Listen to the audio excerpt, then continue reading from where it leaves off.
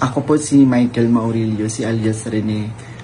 Una po sa lahat, hindi po ako binayaran, pinilit, tinakot or kinidnap ng Kingdom o ang kampo ni Pastor Apollo C. Quiboloy. Wala pong katotohanan yung mga claims ni Senador Risa sa kanyang press con. Wala po ako sa pader ng Kingdom. 2019 pa po ako huling nakapunta ng Glory Mountain.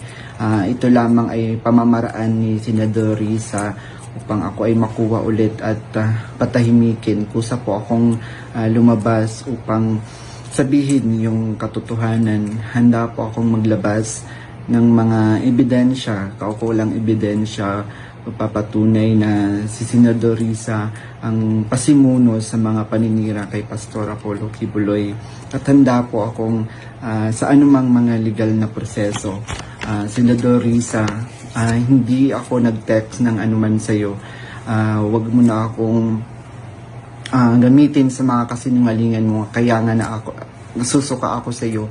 Titindigan ko yung mga sinabi ko sa video na ginawa ko. Kusang loob ko itong ginawa para matahimik na yung konsensya ko. Uulitin ko po, hindi po ako binayaran, pinilit, kinidnap ng Kingdom o ang kampo ni Pastor Apollo Quiboloy.